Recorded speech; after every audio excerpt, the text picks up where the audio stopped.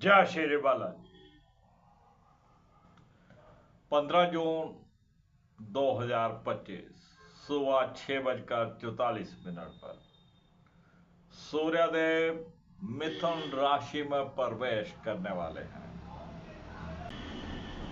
मिथुन राशि सूर्य की मित्र राशि है और साथ में बुध और बृहस्पति देव गोचर करेंगे।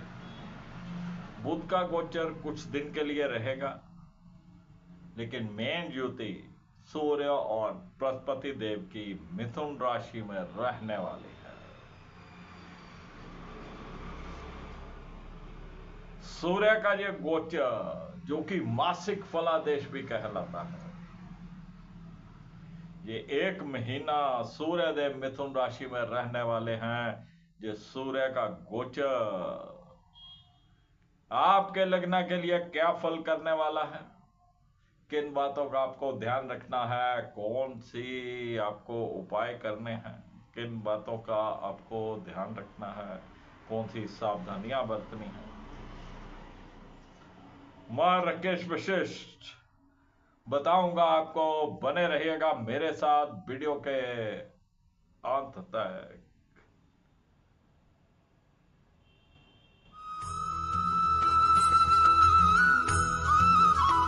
मैं राकेश वशिष्ठ आप सबका स्वागत करता हूं। बात करने वाले हैं सूर्य के गोचर की, जो कि मिथुन राशि में होने जा रहा है और मेन ज्योति रहेगी सूर्य और बृहस्पति देव की।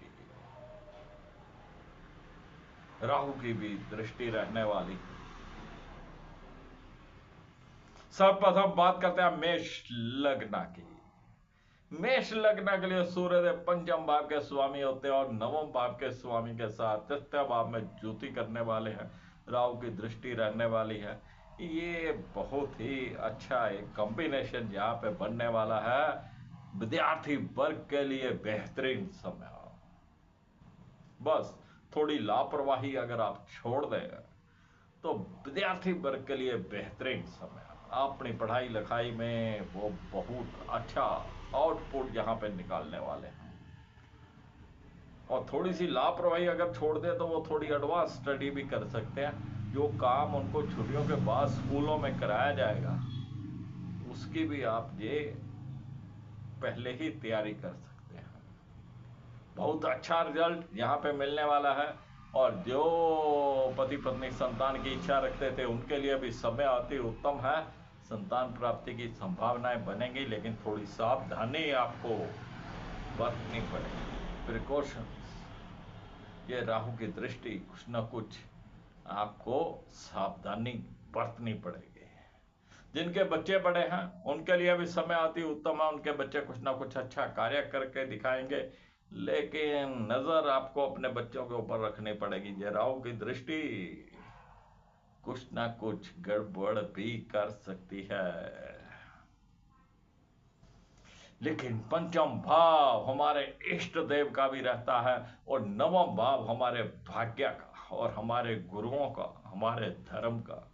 धर्म के प्रति रुझान बढ़ेगा। जितना आप धार्मिक रहेंगे, राहु देव का जो दृष्टि है, उसका जो अशुभ प्रभाव है वो ठंडा पड़ जाएगा। अपने इष्ट देव का पाठ करते रहिए। सूर्य को जल दीजिएगा, आदित्य हृदय स्तोत्र का पाठ करिएगा और जो भी गुरु आपने धारण किए हुए हैं उनके मंत्र का पाठ आप करते रहिएगा। जितना आप धार्मिक रहेंगे, भाग्य आपका खुलकर साथ देने वाला है। चलिए बात करते हैं वृषभ लग्न की। वृषभ लग्न के लिए सूर्यदेव चतुर्भाव के स्वामी होते हैं और द्वितीय भाव में गोचर करेंगे। माता श्री की सेहत पहले से बेहतर रहने वाली है। घर परिवार का पूर्ण सुख आपको मिलने वाला है। आप अपने परिवार को भी समय दे पाएंगे और कभी कभी ऐसा भी होगा कि आप चाहकर भी समय नहीं दे पाएंगे। ये राहु की दृष्टि करवाएगी और आपकी बोलबानी यहां पर बहुत मधुर रहने वाली है। कभी कभार वाणी आपकी बिगड़ भी सकती है। ये राहु की दृष्टि करवाएगी, तो वाणी के ऊपर आपको थोड़ा सा अपना काबू रखना है। भूमि, भवन, वाहन का सुख आपको मिलने वाला है। कोई आप वाहन खरीदना चाहते थे, कोई प्लॉट खरीदना चाहते थे, घर खरीदना चाहते थे, यह समय अति उत्तम रहने वाला है। बस थोड़ा सावधानी रखनी है, सचेत रहना है। चलिए बात करते हैं मिथुन लग्न की। मिथुन लग्न के लिए सूर्य देव तृतीय भाव के स्वामी होते हैं और लगन में ही गोचर करेंगे। छोटे भाई बहनों के साथ बहुत अच्छे मधुर संबंध रहने वाले हैं। कभी कभार वो आपको इग्नोर कर सकते हैं, आपके बात को सुन के अनसुना कर सकते हैं, ज्यादातर वो आपका सहयोग करेंगे। आपके वैवाहिक जीवन के लिए भी ये गोचर बेहतरीन है। आपके पति पत्नी संबंध पहले से मधुर रहेंगे, आपसी तालमेल बहुत अच्छा रहने की संभावना है। जो विवाह योग्य है उनके विवाह की बात चल सकती है। ये कहीं ना कहीं आपका रिश्ता भी तय कर सकती है। बृहस्पति देव लगन में है, थोड़ा धार्मिक रहिएगा। ये नीले रंग के कपड़ों से परहेज रखिएगा। चले बात करें कर्क लग्न की। कर्क लग्न के लिए सूर्य देव द्वितीय भाव के स्वामी होते हैं और द्वादश भाव में गोचर करेंगे। घर परिवार के सुख में कहीं ना कहीं कुछ कमी रहने वाली है। आप धन भी संचित करने में कठिनाई महसूस करेंगे। आपका संचित धन भी खर्च हो सकता है। आपके खर्चों में बढ़ोतरी होने वाली है। जायज नाजायज खर्चे दोनों प्रकार के आपको यहां पर फेस करने पड़ेंगे। ग्रह क्लेश से भी आपको बच के रहना है। तो ये गोचर बहुत अच्छा कर्क लगन के लिए नहीं रहने वाला है। चलिए बात करते हैं सिंह लग्न की। सिंह लग्न के लिए सूर्यदेव लगन के ही स्वामी होते हैं और एकादश भाव में गोचर करेंगे। पंचम भाव का स्वामी, लगन का स्वामी एकादश भाव में।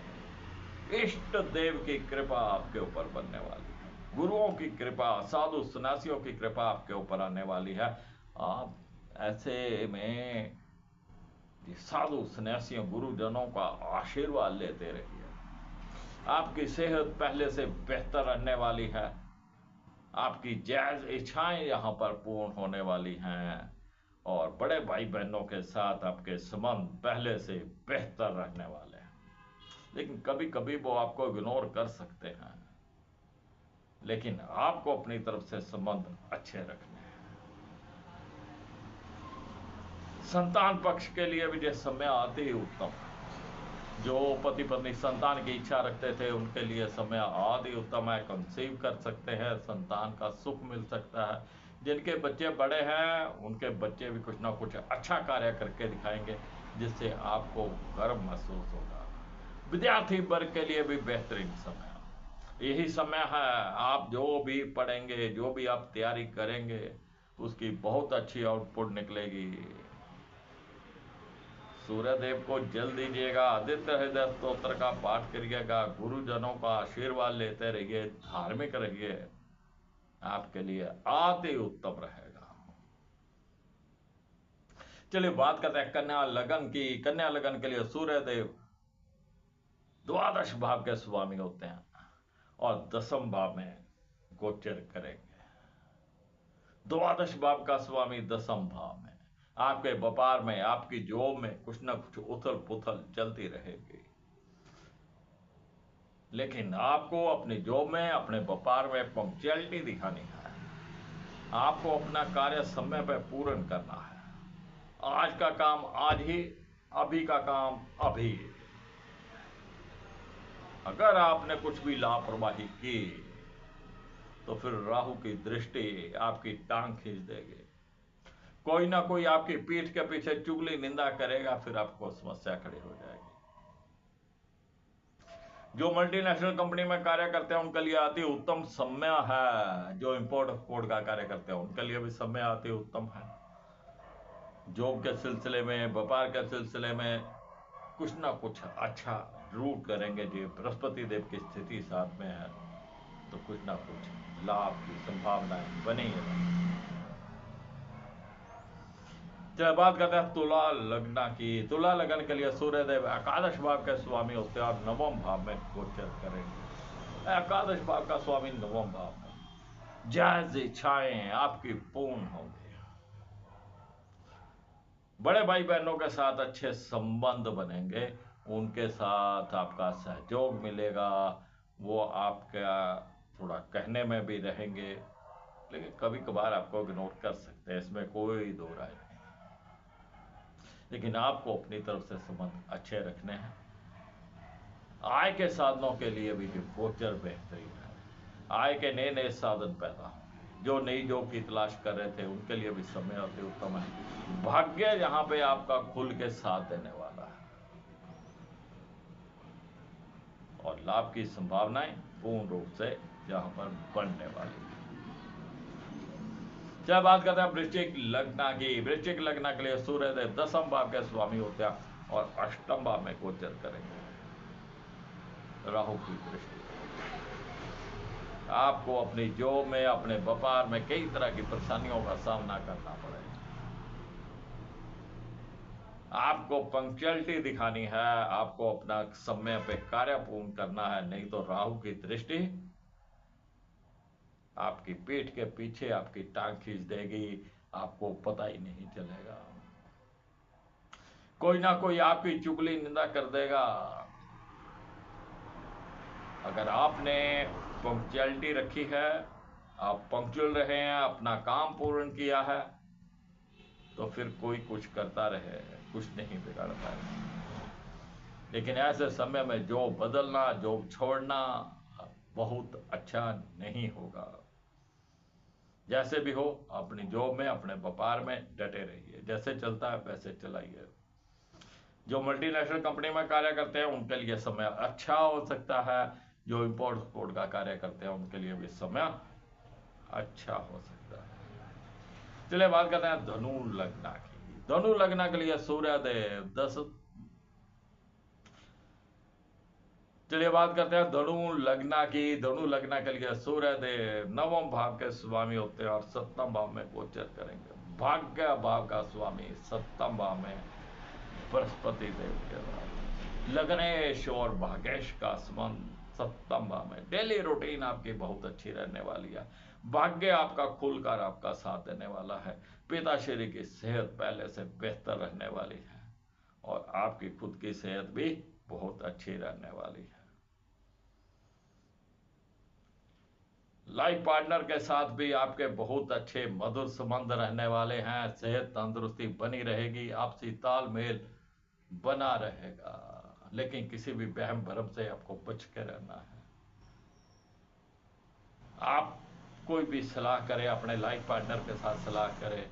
वो कोई आपका कार्य रोका हुआ है, अपने लाइफ पार्टनर के साथ सलाह करिएगा, क्योंकि भाग्य का स्वामी होकर लाइफ पार्टनर के घर में है, तो आपके भाग्य को निखारने में उनकी सलाह काम आ सकती है। सूर्यदेव को जल दीजिएगा, आदित्य हृदय स्तोत्र का पाठ करिएगा, अपने इष्ट देव का पाठ करिएगा, आपके जो भी गुरु हैं उनके द्वारा दिया गया मंत्र पाठ करते रहिएगा। इष्ट देव की कृपा, गुरु कृपा आपके ऊपर बरसने वाली है। लेकिन अपने कपड़े किसी को मुफ्त में मत दीजिएगा। चलिए बात करते हैं मकर लग्न। मकर लग्न के लिए सूर्यदेव अष्टम भाव के स्वामी होते हैं और छठे भाव में गोचर करेंगे।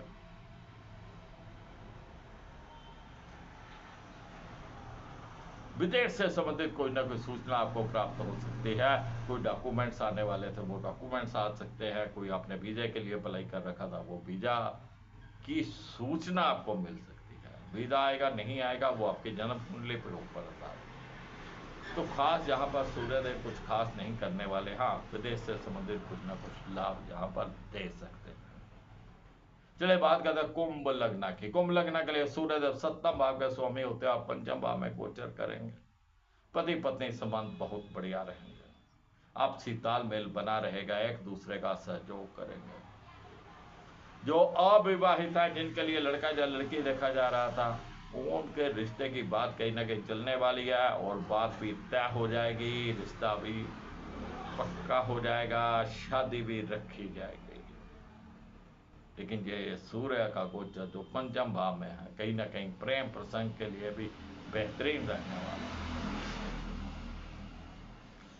संतान पक्ष के लिए भी समय बेहतरीन है। जो संतान की इच्छा रखते थे उनको संतान प्राप्ति की जहाँ पर संभावनाएं बनेंगी। विद्यार्थी वर्ग के लिए बेहतरीन समय, बहुत अच्छी आउटपुट विद्यार्थी वर्ग जहाँ पे निकालने वाला है।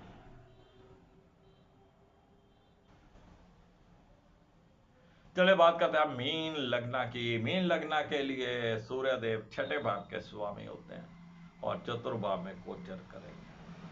पारिवारिक सुख में कहीं ना कहीं कुछ न कुछ कमियों का सामना करना पड़ेगा। माता श्री की सेहत पे उतार चढ़ाव रहेंगे और भूमि भवन वाहन के सुख में कुछ ना कुछ कमी रहेगी। अगर आप कुछ भी प्लान कर रहे थे, आप कोई भूमि लेने का, कोई मकान लेने का, कोई घर व्हीकल लेने का, तो ये समय बहुत अच्छा नहीं है। ये किसी न किसी बहाने आपका टल सकता है, जो आपको टाल देना चाहिए। ऐसे समय में वाहन खरीदना, भूमि खरीदना आपके लिए शुभ नहीं रहने वाला। और आप अपने घर में अपने परिवार को पूर्ण समय नहीं दे पाएंगे, इस बात का भी आपको ध्यान रखना है। तो फ्रेंड्स, ये था सूर्य का गोचर जो एक महीना मिथुन राशि में रहने वाला है। बृहस्पति देव साथ में गोचर करने वाले हैं। वीडियो पसंद आए लाइक करिएगा, शेयर करिएगा, दोस्तों मित्रों को चैनल के साथ जोड़िएगा। मैं फिर मिलूंगा आपको एक नई जानकारी के साथ। तब तक राकेश वशिष्ठ को इजाजत दीजिएगा। जय श्री बालाजी।